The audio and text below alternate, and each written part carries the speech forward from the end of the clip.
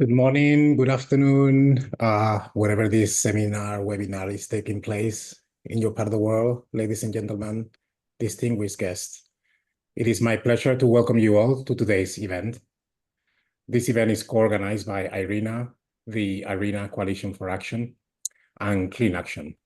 And this is the first session on IRENA's webinar series on the environmental impacts of renewable energy. Just for context, Clean Action was launched during the COP26 climate negotiations in Glasgow and is facilitated by WWF, bringing together more than 10 partner organizations. Its mission is to address the impact of future energy supplies on nature, ensuring that the transition to renewable energy does not compromise the urgent need to restore biodiversity. The IRENA Coalition for Action is the largest network of non-governmental stakeholders facilitated by IRENA. It unites 150 key players from the renewable energy sector, including private companies, industry associations, and civil society. This platform fosters global dialogue, knowledge sharing, and collaboration to accelerate the energy transition, while promoting sustainable practices and minimizing environmental impact. Before we begin, I'd like to provide some context on IRENA's broader efforts in this space. IRENA supports countries worldwide in transitioning to a sustainable energy future, advocating for renewable energy deployment, while ensuring its positive interaction with society, people, and the environment. IRENA has been working on analyzing potential environmental impacts of renewable energy projects and providing policy recommendations to address them. Our previous and ongoing research covers different renewable energy technologies, including bioenergy, wind, and solar, as well as the nexus between water and renewables. We also look into siting and permitting, as well as circular economy for renewables. Today's webinar will specifically discuss the siting of renewable energy projects and their interaction with nature. At COP28 last year, over 130 countries committed to tripling renewable energy capacity by 2030, with solar and wind expected to contribute significantly to this target.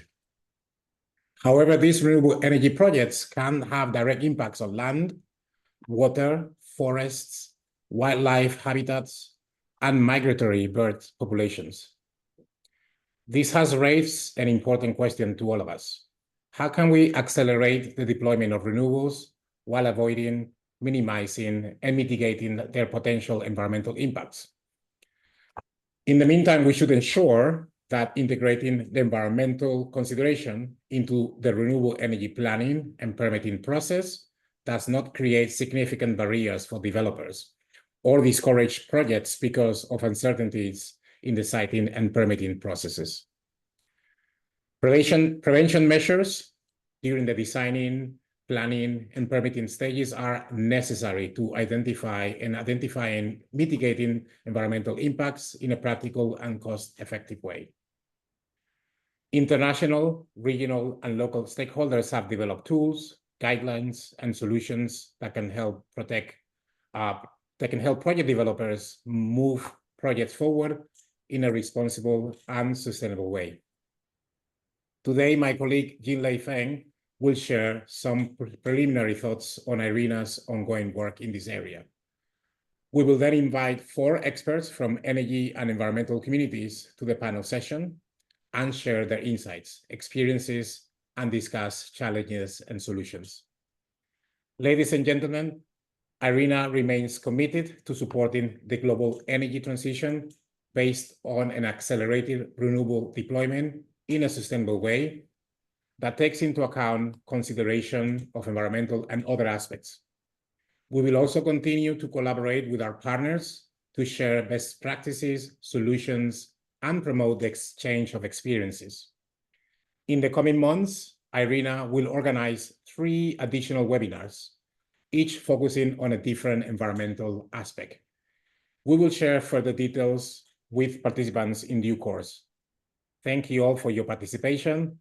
Now I'll pass the floor to my colleague, Jinlei Feng, who will provide a brief overview of our ongoing work on renewable energy siting and permitting and environmental impacts. Thank you.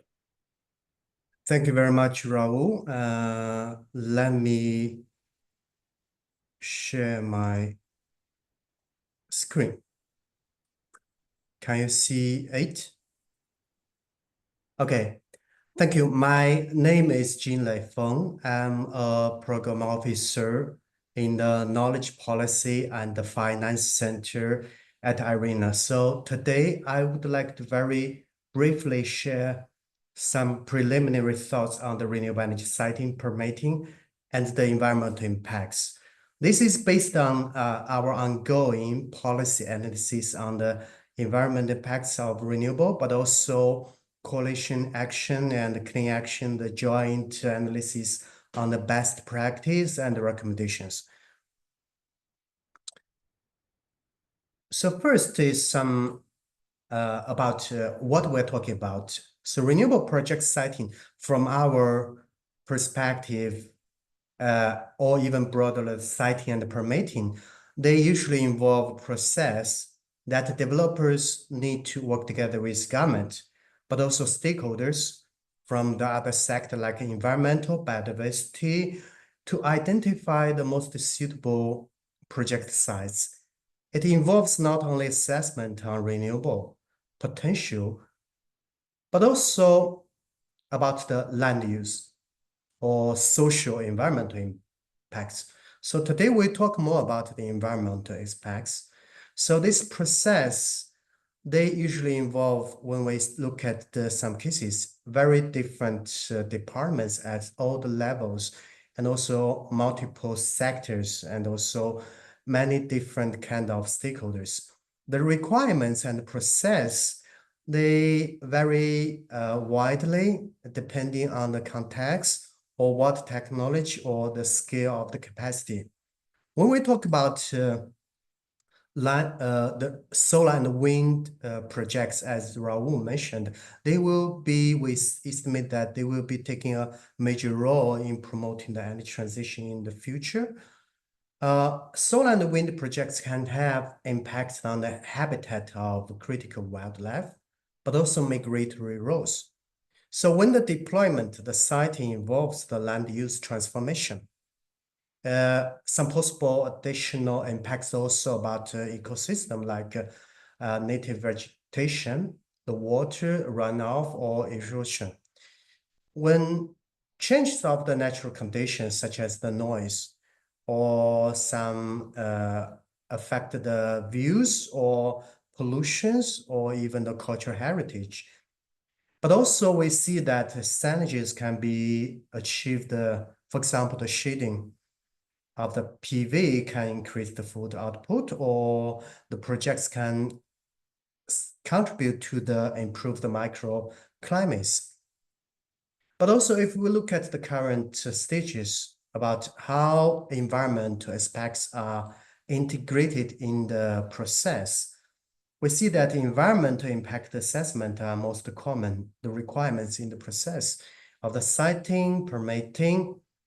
If you look at the European Union, the leading markets, the US, China, Australia, South Africa, the many other markets they already have. Some governments also identified the critical area based on the existing environmental regulations or adoption of the external assessment, scientific-based assessment, that this identified area are usually restricted for siting. And also many companies, the leading renewable energy companies, some of them will share with us their experience later. These companies are partnering with third-party organizations or solution providers to adopt more innovative solutions. But also local government, we see they have a role also. For example, in the US, when citing and permitting the requirements, their process very, very differently depending on which states you're talking about. The state, or we say provincial level government, they usually, in some cases, they have additional protection regulation wildlife or habitat. Some of them, local government also have additional concerns which are different from our level of governments. This has created some challenges and issues which has been widely discussed in some contexts. The first is complexity of the coordination. When we need to coordinate for the permitting process, the departments, it can be very complex because of many reasons. And also for example, when we see that land use in the siting process can be okay, it may need to coordinate not only forestry, energy, but also offshore wind. We need to coordinate marine and also, of course, environment agencies. The environment permits usually in many different contexts, they need to involve more than one layer of the governments, not only local, but also provincial or even national. When we say, like still this case, when we talk about the offshore wind, the permits, their requirements can be much more complex compared to the need permits for installation of the solar PV rooftop on our house. Another issue is the unclear or inconsistent of the environment regulations that announced by different level of governments. They may have different requirements and also might be conflicting. Significant results from that could be unpredictable timeline for process that can be completed. So delay of the siting and the permitting stage can add costs, but also cause the cancellation of the projects. Another challenge might be the proper capacity or information. It can relevant to the approval authority, but also relevant to the how difficult the process we get agreed with local community through the public consultation or public comment process. We also found that many international organizations, industrial associations, or institutes, they have started working and proposed many solutions and actions. Such as some like when we look at the International Union for Conservation of Nature, like BirdLife International, like the Nature Conservancy, WWF, or National Renewable Energy Laboratory, or Climate Action Network. All these regional, national, and international organizations, they have proposed a lot of actions and solutions here. I would like to highlight some. So, for example, to address the coordination issue, it is often proposed that one-stop shop. And also this requires a dedicated agency or department to coordinate all the relevant departments or permits. And governments would also need to work together for a standardized requirements or the process. And clear and consistent guidelines, no matter it's from government or association, based on the harmonized regulation, can also help the siting decision process. Many studies and analytical work have highlighted the huge potential through the adoption of the digital-based information platform or interactive mapping. So the digital platform can include some updated information to support the siting decision. This information can be based on the assessment of high-value environmental biodiversity areas, which siting might be restricted, but also can also the information on the low-impact areas that can be prioritized for siting. Accessible of the scientific information for public also important because they may offer more space and to avoid the barriers related to the misinformation or misunderstanding. Streamline the approval timeline, the developer are suggested to involve the public comments or the permitting assessment as early as possible to offer them more space for siting flexibility at a lower cost. And also, of course, partner with third-party organizations such as who has environmental expertise, data, or tools can also help to address the capacity issue. We also have found that there are some potential policy directions which recommendations can be made for the governments. The governments actually have a key role in promoting the improved, streamlined process with environmental impacts properly assessed and minimized. For example, the national government, they should set clear and aligned strategy and planning across different sectors to enable the coordination of the environment and energy planning. And the national or provincial government can also identify low impact areas like brown land or degree land and incentive the siting on this area through the policy measures can be financial or non-financial incentives. We see there's some kind of Australia, their renewable energy zones is an example. And also simplified and streamlined process also can be adopted for these areas, identified areas. Government also have some roles in supporting the promoting the mentioned online digital-based or technology-based mapping tools, as well as other information platform to make it for public accessible. And another possible direction is a strategic environment assessment for larger scale projects, which you can see in Australia, in China, and some other markets. In this way, whenever the projects or plant completed the strategic assessment, they can avoid the burden to be involved into the project by project assessment, reduce the burden and streamline the process. And of course, some other examples show that the government can also add environment biodiversity factor into the list auctions. You can see some recent example in Netherlands. And I would highlight that local government do have a unique role because usually they have a lot of authority on the land use permits, but also because we always say there's no one fits all solution. It all depends on the local consideration, which local government would need to be involved. And of course, international exchange on best practice is important.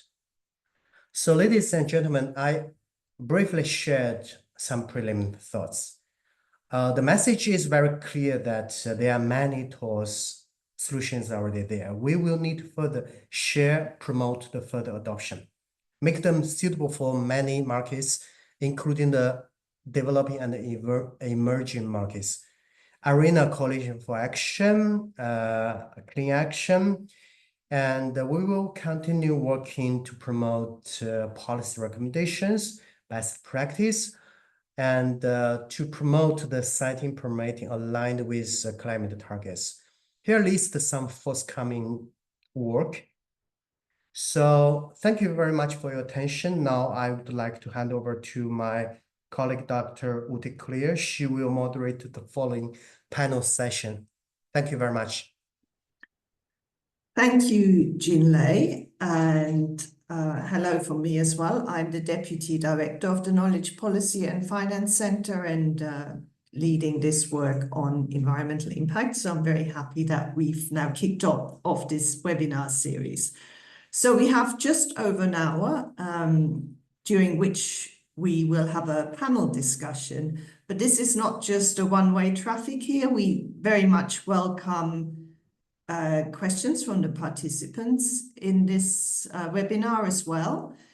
Please put your question into the Q&A box. Then we will see which ones we can answer live. But of course, I also invite our panelists to answer some of them online if relevant. Let me just quickly introduce the panelists. As Gina has already said, lots of expertise here, which hopefully will help us illuminate some of the topics that were already mentioned in the presentation just now. So we have Roberta Cox, who's Policy Director Brazil of the Global Wind Energy Council. Then we have Miquel Ortiz de la Tierra y Mas, who's with Acciona Energía as Environment, Social Health, Safety and Quality Director. Then we have Tris Allinson from BirdLife International, who works there as Senior Conservation Scientist. And finally, Dean Cooper from WWF, who's the Global Energy Lead and also our contact on clean action, which you've already heard about. Now, before we kick off the panel discussion, though, we want to run a quick poll to just gauge what some of the thoughts are in our audience here. So can I please ask my IRENA colleagues to put up the poll? Here we go.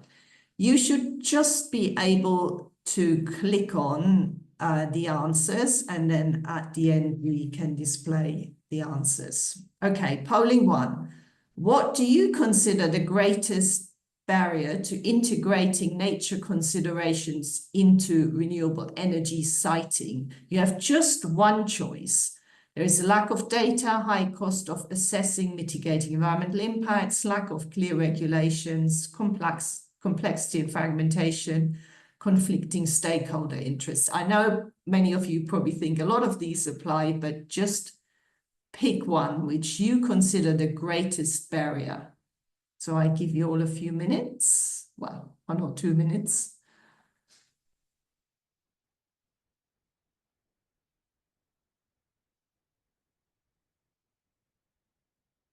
So half of the audience has voted. Any more, please?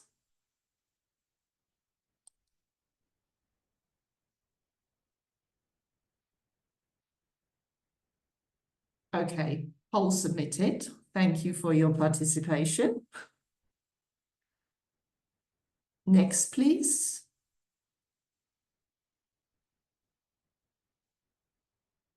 Okay, here are the answers.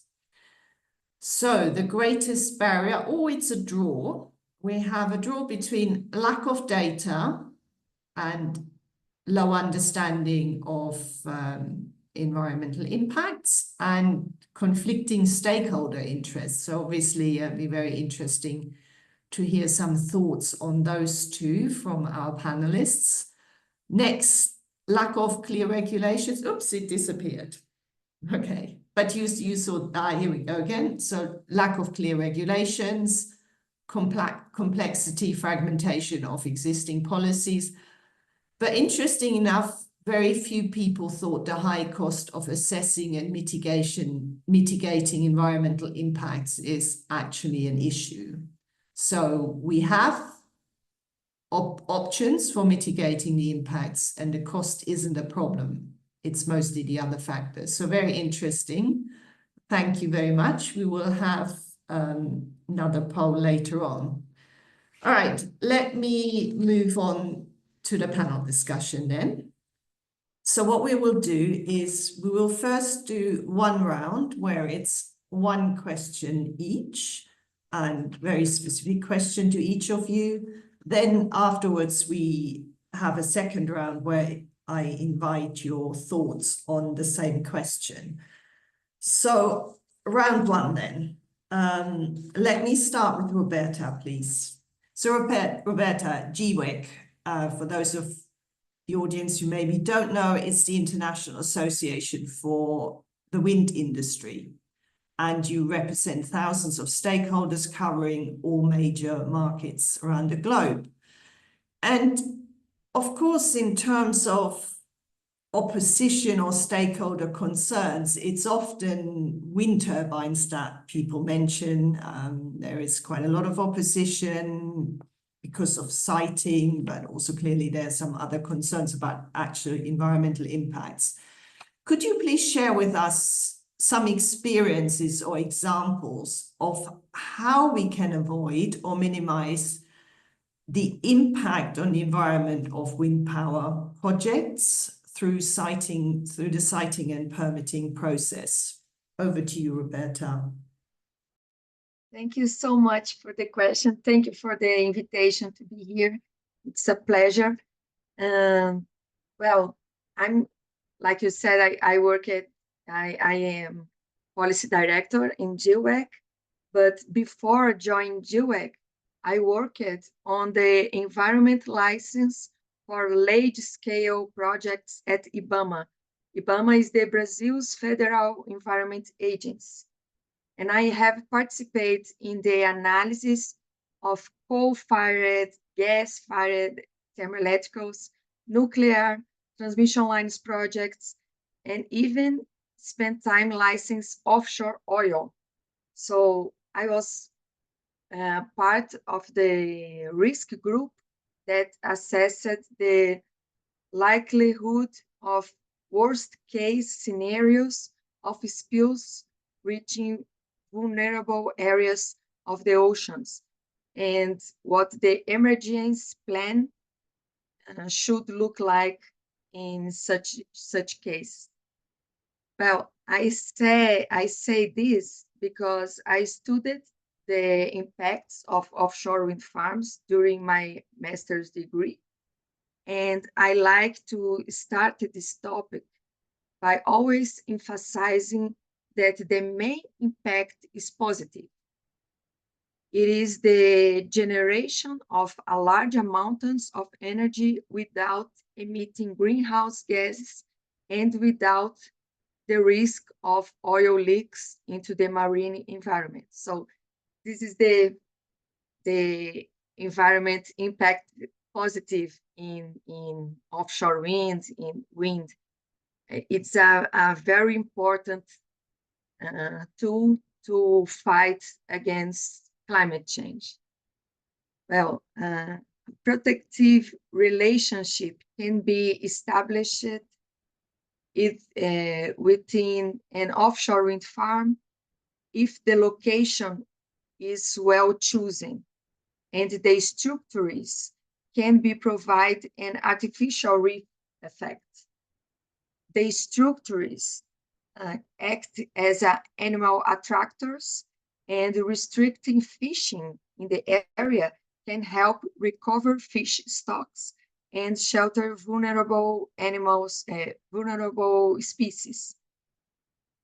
But every typology has environment impacts. We know that social impacts, environment impacts, and we need plan and choose the best areas to avoid or minimize these impacts, of course. Choosing the areas is essential and requires data, a lot of data to be done. The diagnosis of the areas should indicate whether the region has bird migration routes, and the towers should be installed at a minimum distance from the houses, respecting the standards. In Brazil, the standards states 400 meters away, but it is being revised to increase the distance. This is very important because if you have a permitting and you put the towers very close to the houses, in some moment the people will complain a lot about the noise, about the vibration, about the shadows. So it's very necessary to choose places to avoid the proximity from the house and respect the regulations about that. In the case of offshore wind farms, the biggest impact is during the installation phase. The underwater noise from piling is very high, and it's not good for the animals because the marine animals communicate with each other and also use sounds to locate themselves. So this is a big problem in the installation of offshore wind farms. Noise can be very harmful, so mitigation measures such as double bubble curtains should be used. There is a solution to minimize the noise, the underwater noise. During the installation, you can use these double curtains around the piling, and the air in these curtains, which act as a barrier and reduce the impact of the sound. So during the environment license, the environment authority will ask for this type of mitigations, and every impact can have this mitigation and programs about these impacts, so we can reduce a lot the negative impact, and we can potentialize the positive impacts. Well, regarding the impact on birds during the operation, onshore and offshore, we can have this impact.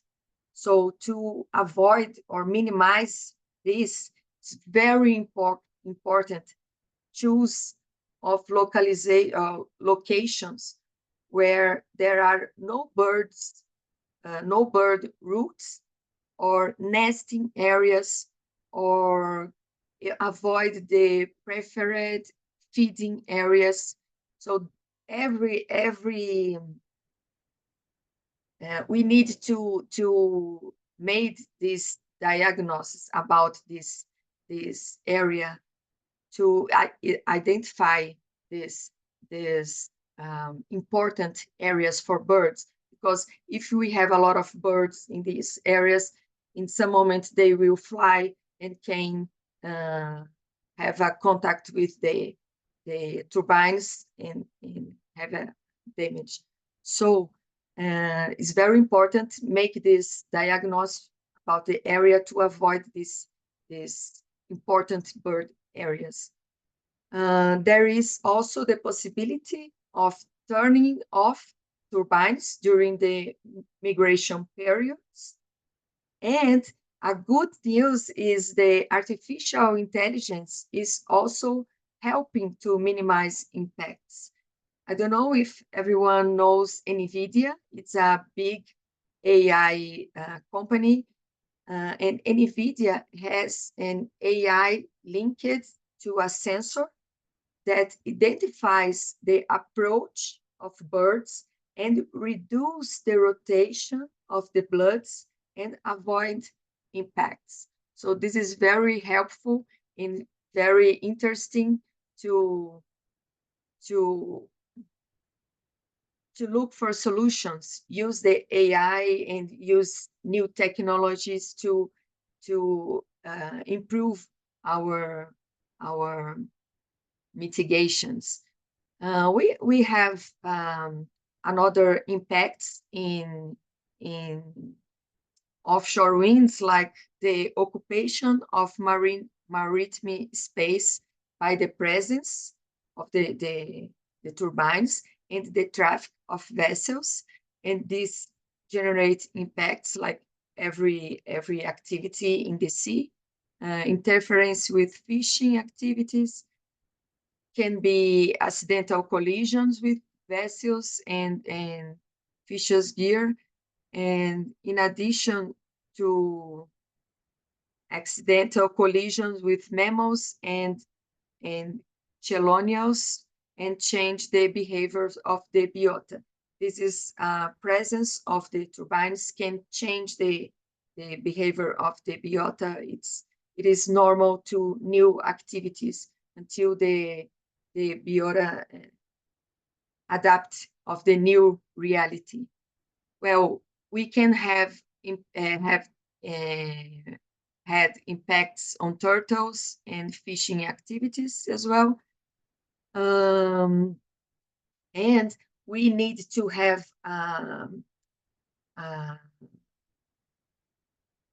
we need to avoid the introduction and dispersion of exotic species. Like in Brazil, we have a big problem in the oil industry. We have a big oil industry offshore in Brazil, and the vessels have incrusted coral sol. It's a coral. It's not natural from Brazil. This came from another countries in the vessels, and the coral in Brazil's sea, it's killing the native corals. So before these vessels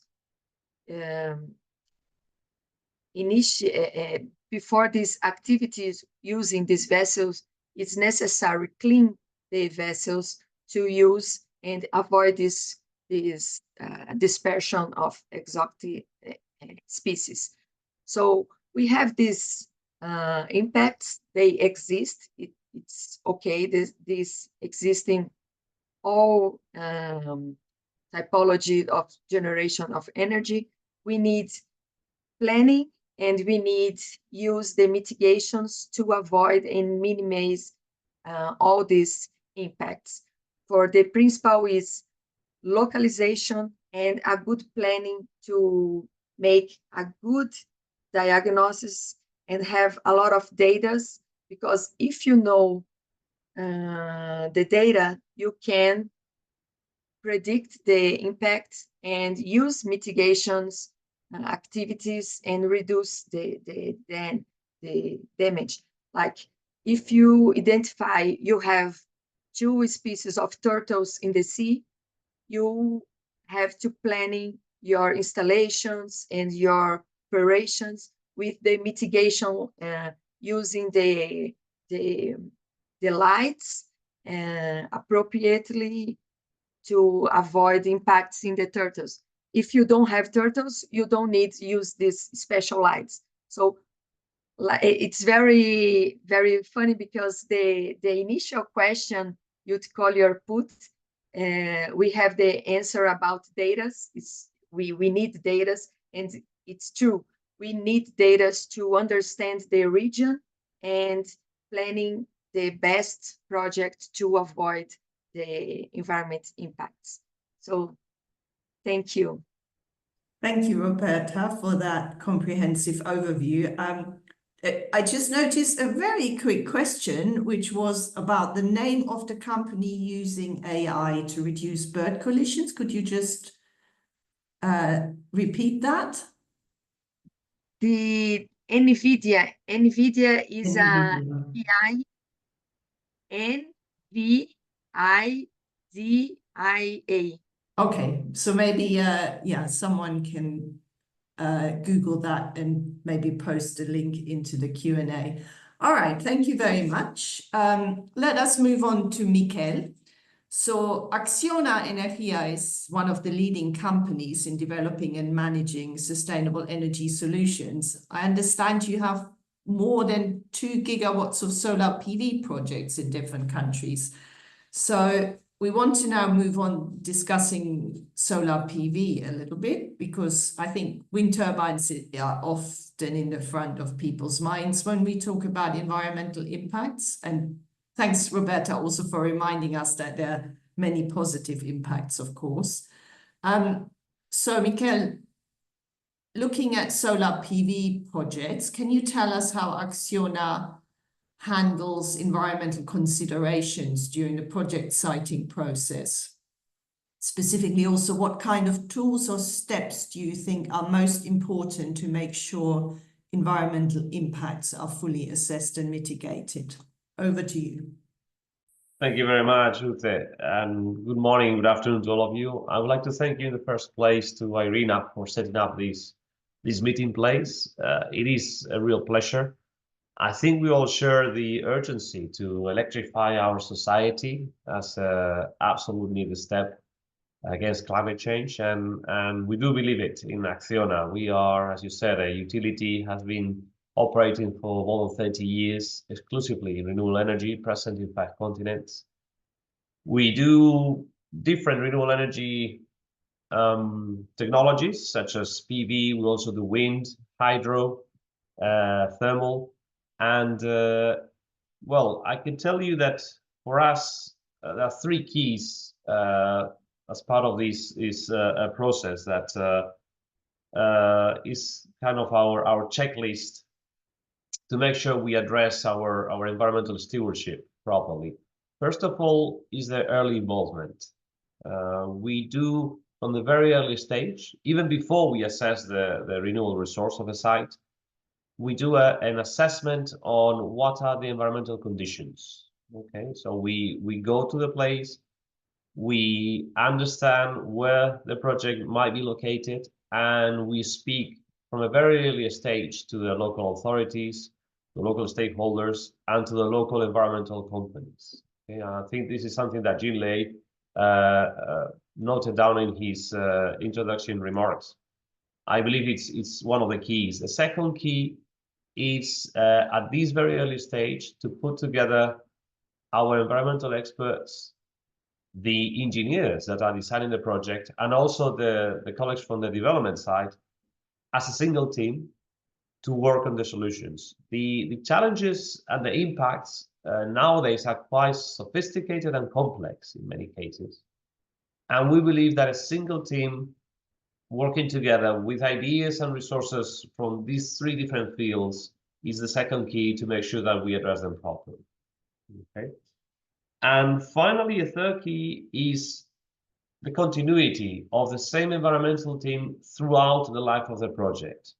Our standard practice is to have the same group of people doing the initial assessment, what we call the environmental viability report, which is an internal assessment, through the permitting stage, taking care of these environmental assessments throughout the construction stage, and then making sure that we fulfill our commitments during the O&M stage of the project. So this continuity, we believe, provides, first of all, coherence to what we say.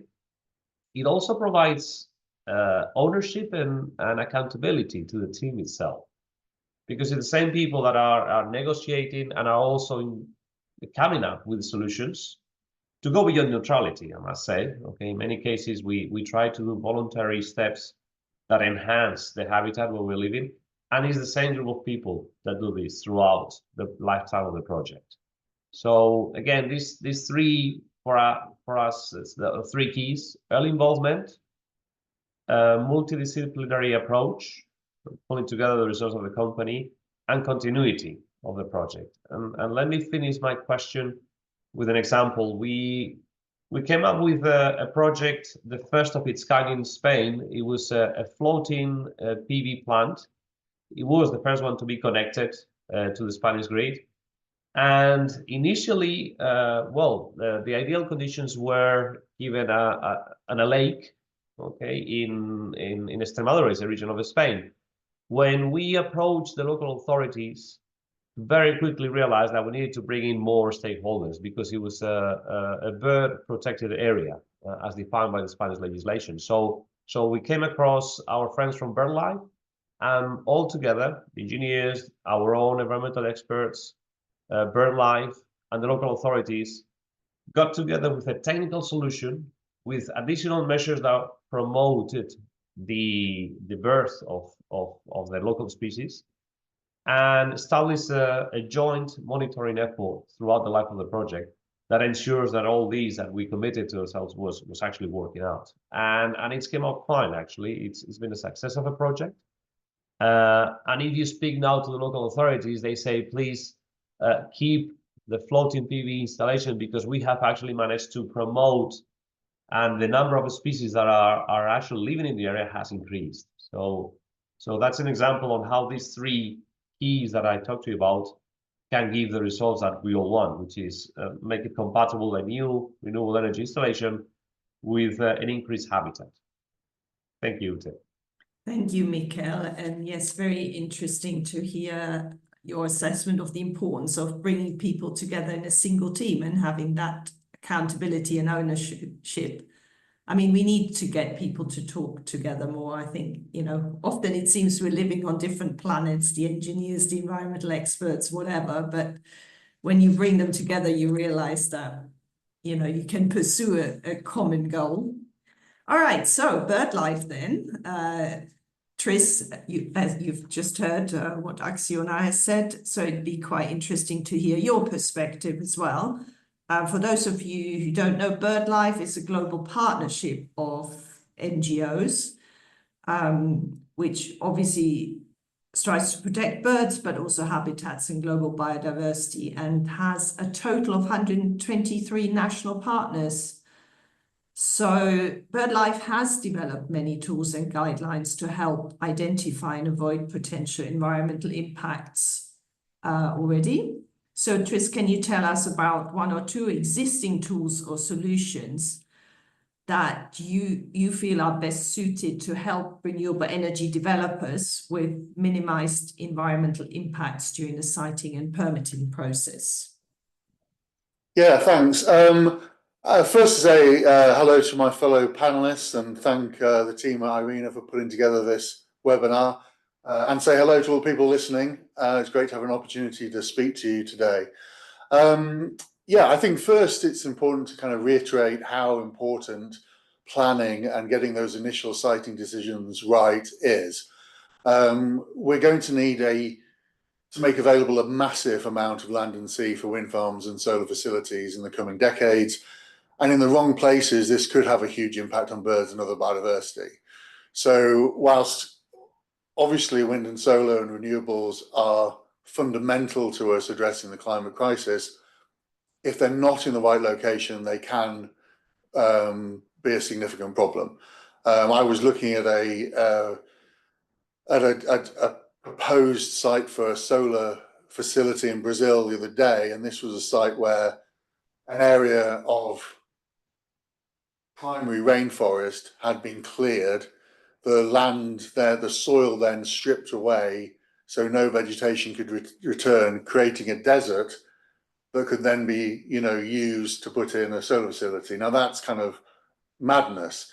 Firstly, of course, rainforests and forests are playing a hugely significant job in helping with climate change anyway, in terms of sequestering carbon and regulating climate. But also there's no need for that. There is more than ample space in a country like Brazil to house these solar facilities without the need to be cutting down primary rainforest. So as well as the impact of all that new wind and solar,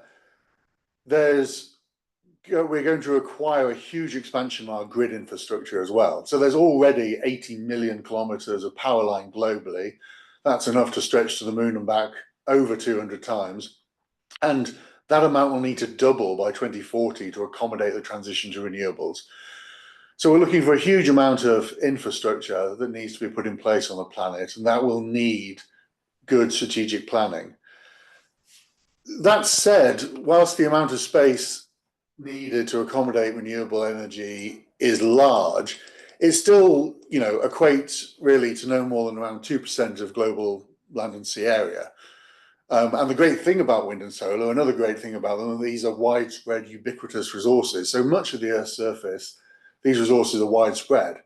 So really the task facing most nations is to find around 2% of their area where it's technically feasible to develop renewable technologies, but where the environmental impacts are low.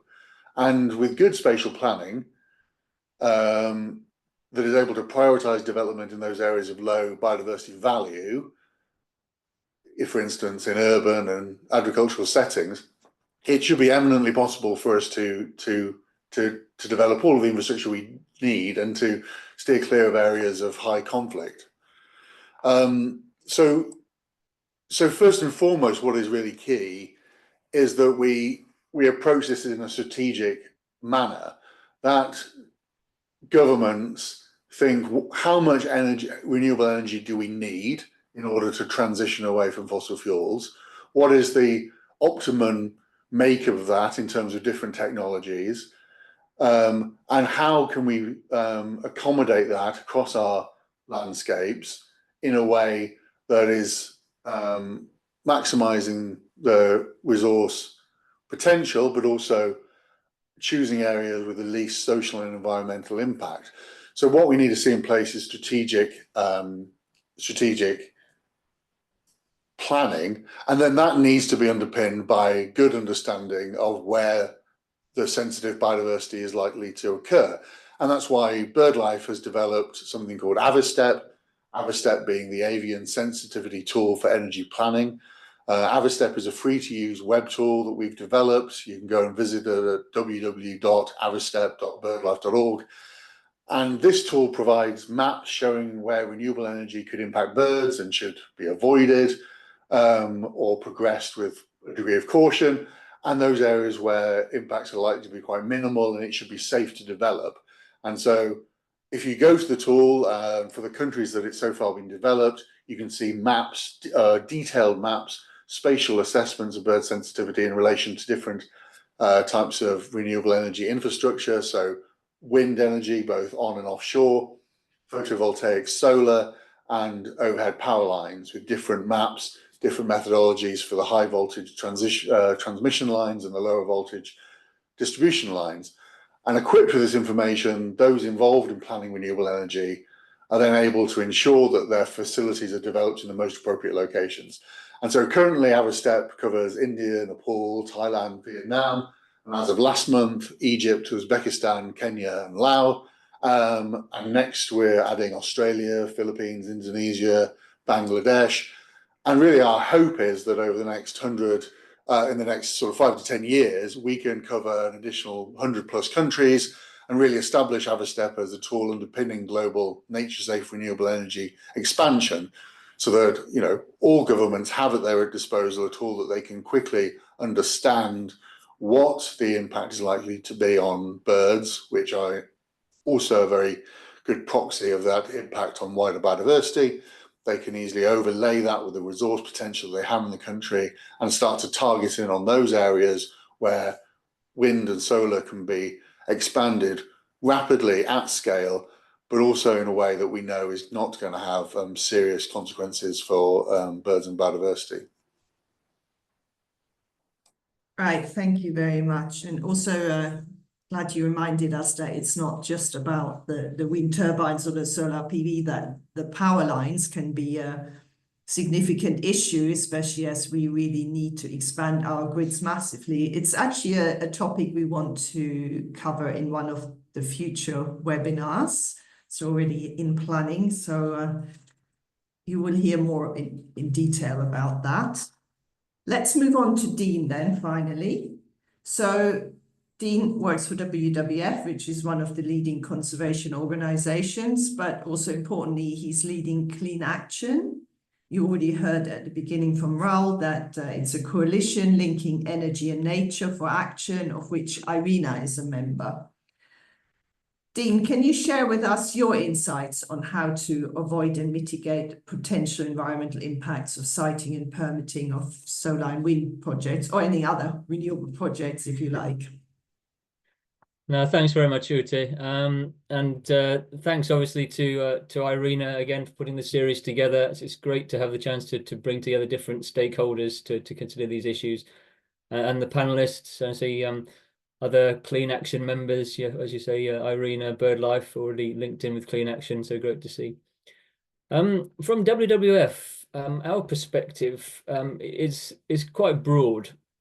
So we don't just look at obviously energy and climate issues. We look at the different areas related to nature and biodiversity, whether that's rivers and oceans and land use for food production and forests, etc., etc. So that's what I've trying to sort of bring that perspective in that broader framework. But I think taking one step back, there is a little bit of a danger for us when we're talking about this, you know, the concerns that we have of renewable energy because of the impact on the environment. If we've got our sort of fossil fuel friends listening to this discussion, they're going to be taking notes and saying, "Oh, all these problems with renewable energy. You know, we need to be sort of extending the life of fossil fuels and other issues, because that's going to maintain jobs and the economies." And we need to be very clear that renewable energy really is the best option. In fact, it's not just the best option, it's really the only option that we have if we're going to save the world in the future. So let's make sure that we are clear that we still want to move, as far as WWF is concerned, we look towards 100% renewable energy is where we need to be. But we do obviously need to recognize what is the impact of renewable energy. We can do that well in terms of rolling out renewable energy, and we can do it not so well. So it's important for us to be aware. Just so you know that my background is very much energy. I've had 3 decades of international energy activity, and really looking towards renewable energy. And renewable energy has always been a good and a positive for implementation in different countries around the world. But if I'm honest, it was only after joining WWF that I realized there was a bigger picture. And in fact, we need to be clearer about these broader impacts. Now, I don't think I'm going to raise any new points to what's already been brought up, and a lot of good factors in there. But I just want to sort of emphasize a few of the issues, but in particular to say that we need to look at the big picture. So all of us can be guilty, I think, about working in our particular area of activity and not really taking on board what else is happening outside.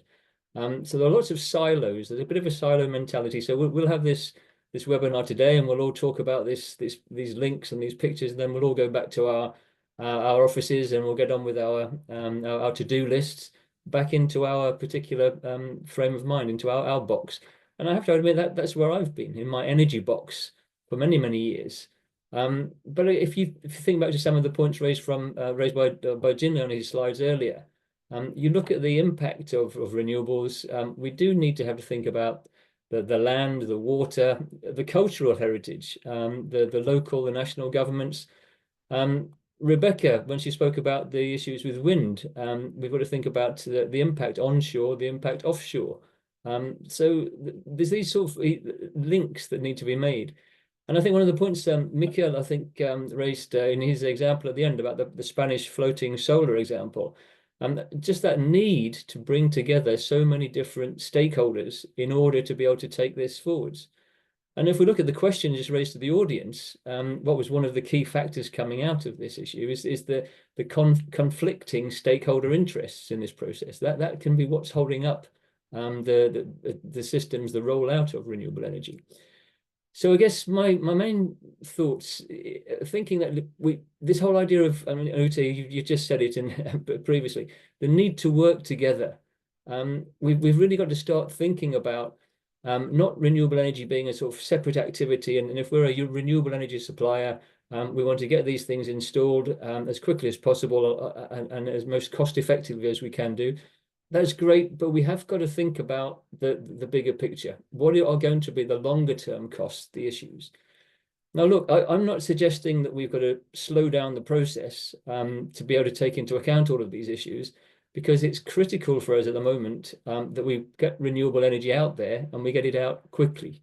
This whole idea about net zero by 2050 is fine to have as a target, but I think we look at the numbers. In fact, look at the news this morning and the weather events and more typhoons in Florida and more droughts around the world. I mean, it's not something that's happening in 20 years' time or 30 years' time. The people in 20 years' time are going to be looking back at us today saying, in the 2020s, wasn't it obvious what's happening with the climate, these issues? Why didn't they do something about it? So we've got to start taking cognizance of these issues. Raising awareness, we always talk about raising awareness. That's fine. Yes, it is true. We need to know each other's perspectives, but we've also got to take responsibility for moving forwards, not waiting for others. Yes, we've got to wait for these regulations to be put in place. We've got to wait for the right policies. We've got to wait for the consultation. We need to proactively take the steps in order to take to implement renewable energy quickly without having the negative impact, which will cause longer term damage and costs. Just a couple of specific points I wanted to bring up from what's already been said, so I won't dwell on this, but one big factor that we've found is the lack of data. Again, I think Rebecca was talking about this, but this information that's available. And it's great to see what Tris was mentioning on the bird life side, the Avistep. I think that can be such a great example of what we need. We ideally, we want to know where is all the renewable energy potential, where are the best options, the best places. We want to overlay that with some sort of map of conservation areas, protected areas, sensitive areas, and to say to renewable energy suppliers, look, don't put your solar park there or your wind turbines here. Just move them 50 kilometers down the road. It'll be no big deal in terms of extra cost, but you'll avoid these issues. We'll avoid the damaging impact, which we can't then bring back. So I think that greater data, the assessment, is something we're trying to do through Clean Action, is to look at the data sources and to try to do an assessment of what the requirements really are, so we can provide suppliers and the policymakers and the financiers with these details up front, so they know how to take these things forward. And of course, and again, the point's been made previously, but we just need to be considering the least intrusive options. So if we want to do solar energy, is there existing infrastructure? Can we put solar on the rooftops where there's not going to be any intrusion into land management? Can we space the solar systems, the wind turbines out in a way that it integrates with existing land use, so we can still have farming agriculture despite the fact that solar and wind are there? We want solar and wind, but it doesn't necessarily have to be an either or in terms of the land use and the food production. And a critical point for me on this is, and I think Tris has already raised it, the infrastructure is scary. You look at renewable energy, we always talk about from our side of policy, we've got to electrify. We need to electrify everything so we can then provide renewable energy. That's the way forward. And that is the way forward. But if we're going to electrify, we've got to transmit that electricity. I was talking to National Grid in the UK recently. They're talking about investment of £50 billion in the next 5 years in grid infrastructure. Now, in the UK, maybe this sort of centralized structure of expansion is viable because of the population density. We don't want to see that in less dense countries. We don't want to see grids all over countries in Africa which are transmitting for hundreds of kilometers without serving anybody in between. Let's look at different options, decentralized approaches, mini grid structures in those areas. These are the sort of things that Clean Action are trying to work on to try to bring together alternatives, but most importantly, bring all of the stakeholders together in one place. So we've got an easy contact position. We can form those partnerships. We can understand these issues. We can learn from the experience that we all have. Everything is there, but we need to bring this together. And in the end of it, we've all got a common objective, which is to repair the damage we've done to the planet in the last decades and centuries. And we don't have very much time left to do that. Thanks, Ute. Thanks, Dean. Yes, unfortunately, we don't have much time left, but sometimes it feels like trying to square a circle with, trying to build faster, but still taking into account all the impacts and listening to all stakeholders and what have you. Not easy. I'd just like to pick up on one of your points about land management, because I saw you also answered one of the questions we had from someone in the audience who asked about convincing landowners to offer their land as a renewable site.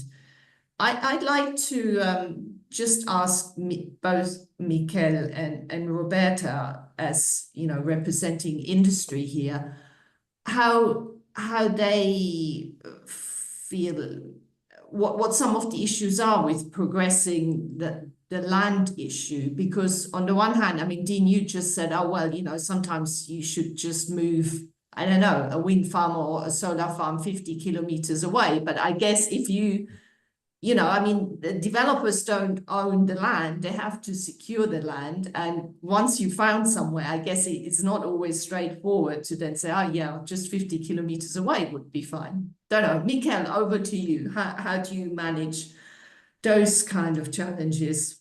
Thank you, Ute. Let me link with Dean's very interesting comments just before. These type of situations are complex, and from our point of view, the only way of addressing them is locally and understanding what the situation is and what the local needs are. Sometimes when not even the locals know about it. And let me just give you a quick example of this to tell you what I mean. we have faced a place where we had had a wind farm for many years, and we wanted to hybridize it, which means to install a new solar plant, PV plant, right next to the wind farm to optimize the use of the grid. So the idea was to, okay, let's not pay for additional infrastructure, like what Tris was saying, you know, we don't need to build additional infrastructure if we could hybridize. And we went on and met with the local stakeholders. And yes, there was some resistance towards the usage of additional land for PV panels. Some of them just completely refused, some others were hesitant.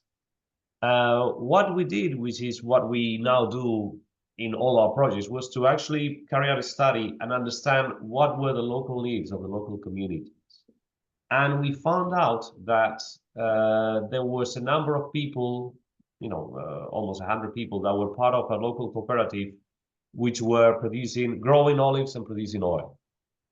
But their methodology was outdated and there were rooms for improvement. So what we did was to actually hire, with the budget of the new project, we hired experts that have been working with them for the last 2 years to improve their olive oil production in a sustainable way, optimizing the use of pesticides and actually increasing the production, the quality and the quantity by means of modernizing their production means.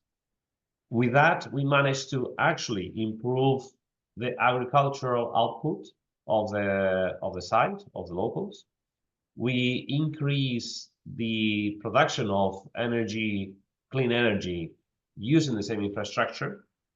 And we convinced them that yes, we are using part of the space available for agriculture, but the net effect, the bigger picture that Dean was talking about, is actually positive for both the environment in terms of clean energy, for the agriculture output as well, for the land usage, and also from a local employment point of view. So as you can see, sometimes the solutions come from the place itself, understanding the global picture, the different needs, and bringing in technology or expertise that we may not have, but we have the resources to bring around with the skills of the project itself. So I think that's the kind of situation where we find ourselves, and you can find 1,000 different situations depending which country you're talking about. But it's always going through the local needs and understanding them and be prepared to go beyond the project itself, putting additional resources that the locals might not have. Thank you. Thank you. Roberta, any thoughts from you on this? Thank you. Well, I agree with Michael. We need to look every case and these particularities and respect the locals and try to get the best relation about the project with the locals.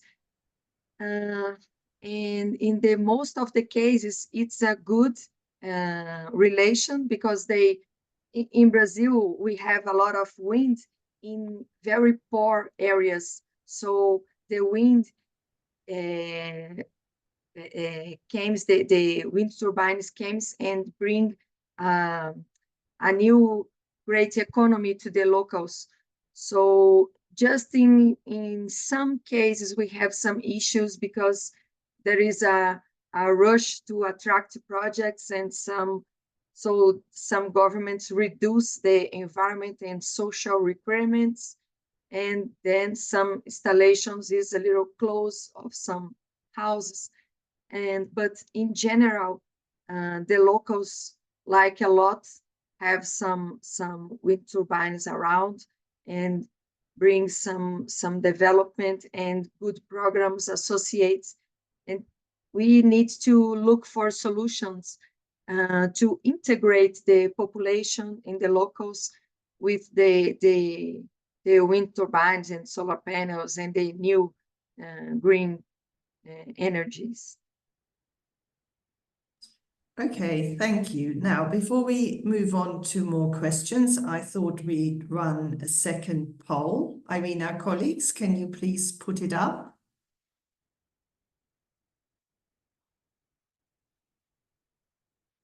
Right. So the question is, what would be the most effective approach to ensure renewable energy siting protects ecosystems and biodiversity? So we have incentives and financial support, green zones, encouraging stakeholder collaboration, stricter rules for assessments, unified guidelines. And again, please, just one choice. Please vote.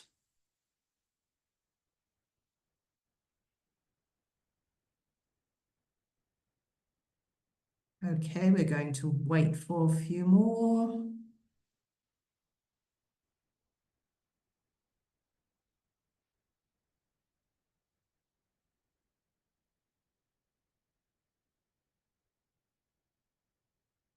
Okay, I suggest we close the poll. IRENA colleagues. Just waiting for the results here. It's always difficult anyway, having just one choice, right? Because of course, several of those apply. All right, that's quite a balanced result here. We've got green zones designated by governments, encouraging stakeholder collaboration, stricter rules for environmental assessments, unified guidelines, incentives, all fairly balanced, although incentive comes out as the last ones, which considering how little money there seems to be around for anything is a good thing, I suppose. All right, I sort of want to build on this in the next question, in that, and this is the round where same question for all panelists. I think we can all come up with many tools and ideal solutions, whatever. But the reality is we do find in many countries, we end up with less than ideal projects for various reasons. And I'd say, especially in emerging and developing countries. Now, of course, as we progress with the energy transition, we need to see a lot more renewables being deployed in those countries, because of course they not offer lots of benefits in terms of a low carbon-free energy future, but also it's the most cost-effective option. But where do you see some of the challenges in some of the developing countries, emerging economies, in terms of project permitting and siting process? What are the kind of best practices and solutions that are feasible in those countries? And I know obviously some of you, like Roberta, have lots of experience in those countries. I think BirdLife also works in many of these countries. Could you maybe give us some thoughts on where you think the biggest challenges are and how they can be overcome? Tris, maybe you would like to start. Yes. Yeah, thanks. Yeah, I mean, I thought the first poll that you ran today was very informative, because I think that was probably correct in what people were assessing there. That two of the key things are competing stakeholder objectives and also sort of a lack of understanding of the biodiversity impacts. And this is where I slightly disagree with Dean, because I think it's correct to point out, of course, that a transition away from fossil fuels to renewables, wind and solar, is absolutely essential, and we have to do so as swiftly and comprehensively as we can. And I think it's also worth pointing out that, yeah, the vast majority of developments have very low impact, and many of them have a net positive impact. So that, you know, many solar facilities and wind farms are built in areas where there is low impact. And, you know, if we build a solar facility in the UK, it's often in a monoculture of a particular crop of low biodiversity value. And actually, it's quite easy to enhance the biodiversity around them. And most of the UK's solar facilities are actually net biodiversity enhancement. It may only be a small number of facilities, like the examples I give of rainforest being cut down to make way for for facilities. I don't know if they account for 5% or 10% or whatever of the global, but whatever, we do need to kind of really address them, because it's not talking about them, I think, that gives potential ammunition to the detractors and the fossil fuel industry. It's those projects themselves. So if it's projects, if rainforest is being cut down to make way for a solar, that's exactly the kind of story that can be exploited by those stakeholders who would wish to argue against a transition to renewables. We need to get rid of those bad examples, even if they are only 5%, because it's the bad examples that are doing the industry a disservice, not conservationists bringing those to global attention. And as the survey said, I think there is a lack of recognition that there can be these detrimental impacts, because we're so used to seeing wind and solar as a societally positive thing. And because some people, I think some people just, because they are such a societally important and positive thing, they don't even sort of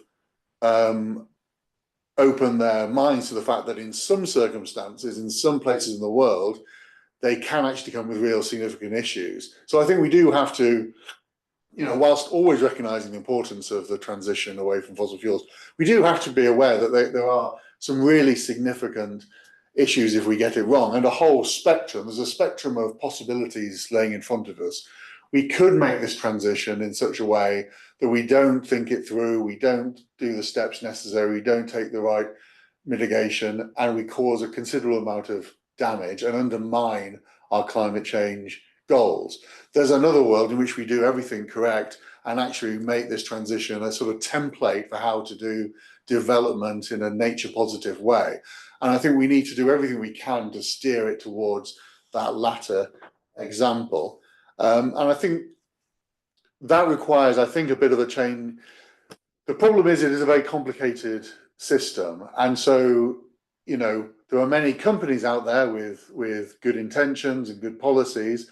They will often say, you know, we don't choose where locations are. It is the government's choosing, and often they're not necessarily choosing wisely or prioritizing impacts on biodiversity very highly in their decision-making process. Other factors are being taken more significantly. And then, you know, the issue is that we're left with less than optimal locations and having to work to see what can be done within them. I think there needs to be more done in some of those particularly emerging markets where there isn't the existing regulatory framework to make sure that nature is sort of by default well protected, where there has to be an understanding that this development can come with serious impacts. And I think the energy sector working more closely with the governments and with NGOs to really sort of understand that issue and to understand that, okay, we need to all be going forward in a way that's strategic and aware of all of these potential impacts so that we can deal with them as we go. So I think we sort of, at the moment, there's unfortunately a sort of complexity of the system that it's easy to sort of pass the buck and say, well, you know, we didn't choose the site, or then for the government to say, oh, but it's on the company to prove that it meets its environmental standards, or to then turn to the lender and say, well, the lender sets the regulatory framework, all these sorts of things. Whereas instead, we need to sort of, you know, work together and say, okay, how do we achieve a working renewable energy sector in this particular country or region, and to do so that is in a nature safe way, and have all parties working collaboratively for that end goal. Thanks, Tris. Roberta, just thinking about emerging and developing economies, obviously, I think Brazil is maybe at one end of the spectrum. You're a large country. You have a lot of experience with renewables. I mean, starting with hydro, of course. But what's your experience from GWEC as well in working with some of the countries where there's maybe less experience of dealing with environmental impacts, and how the situation can be improved? Okay, thank you. Sorry, because my camera is working anymore, but I'm here. Well, No. I think that it's very important have a capacitation for the environmental institutions, like there is some issues about what is the impacts of which new new energy generations, what is the impacts about turbines, about solar panels. So we need provide informations and capacitations to clarify the impacts. They exist, but there is mitigations as well, and we need to be focused in the energy transition and the necessity to accelerate the energy transition with the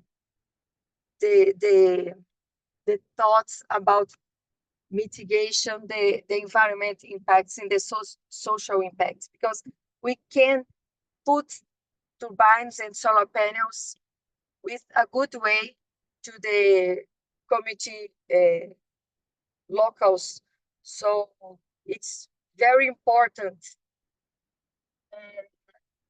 give these informations and avoid misinformations.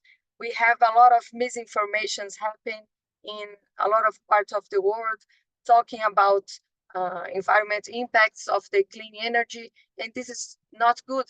There exists, but there is also mitigations, and there is impacts in every activity, human activity. So we need combat these disinformations and misinformations and provide a lot of true informations and try improve our mitigations to every impact. So I think the governments, the emergent governments needs capacitations and informations about good practice to have more credibility and more security to give authorizations and permissions to new clean energy projects.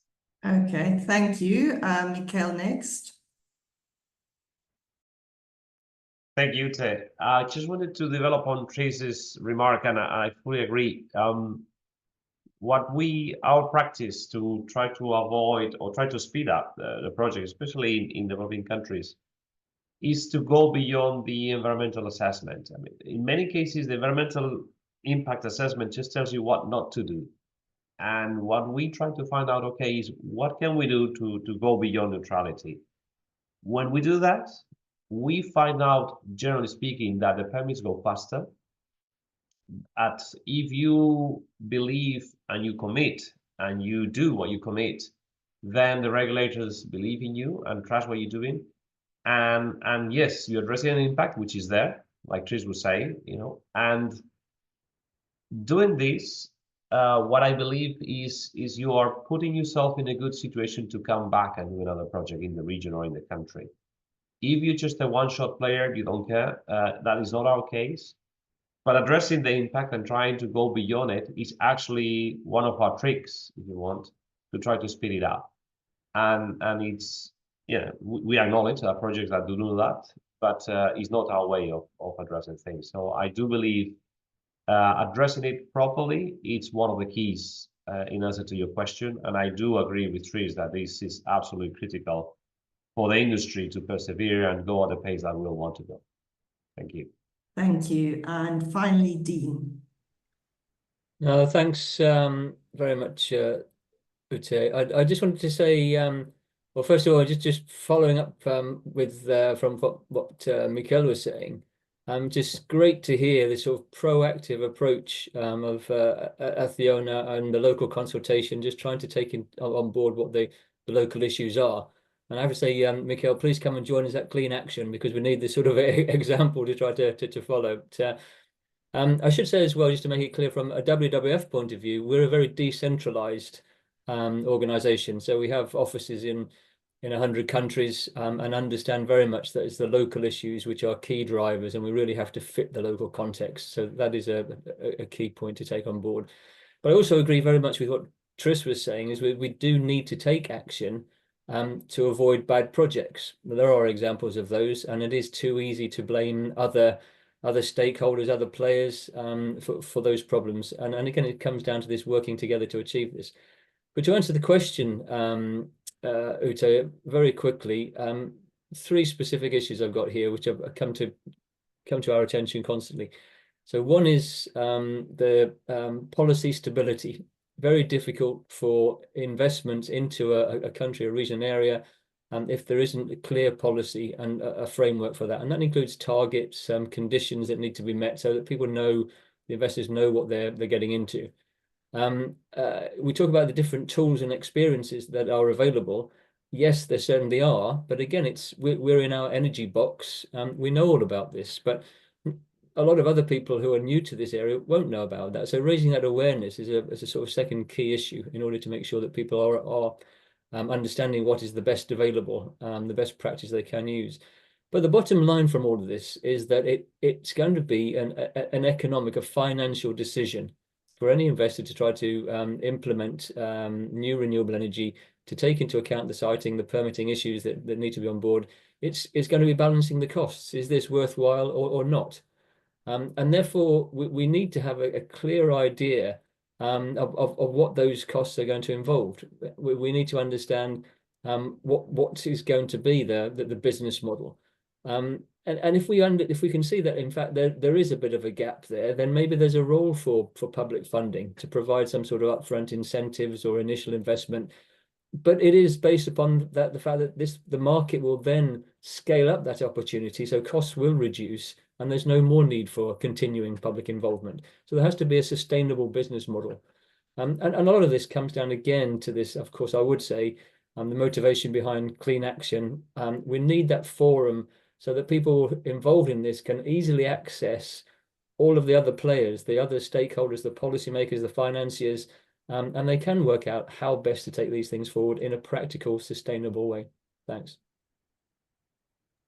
Thanks, Dean. And yeah, you just mentioned about finance, which is a topic, we haven't really had time to look at in this session. And we at IRENA do a lot of work on financing projects and how to improve the financing environment and de-risking in developing countries. And of course, one of the arguments we always make, especially when it is some public money going into it, from development institutions, etc., it shouldn't just be about traditional bankability. You also need to look at the environmental and social benefits in terms of your assessment for the project.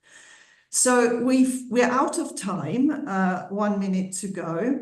So I haven't really got time to summarize everything that's been discussed, but I know the audience has been quite active in asking questions.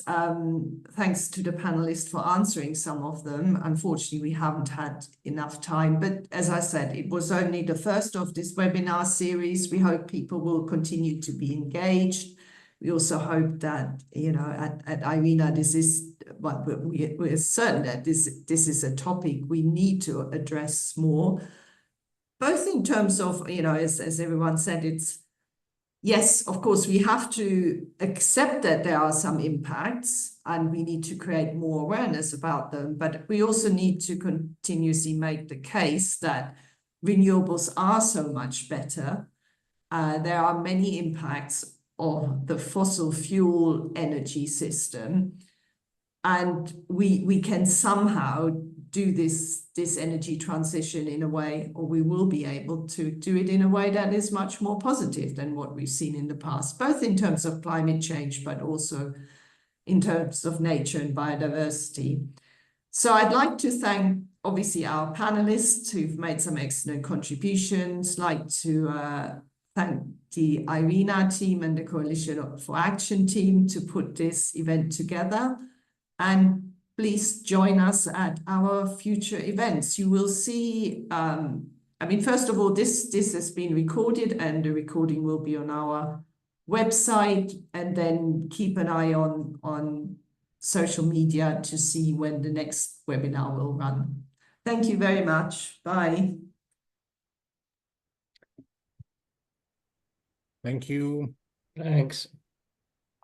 Thank you. Thank you very much. Cheers, thank you all. Bye-bye. Bye.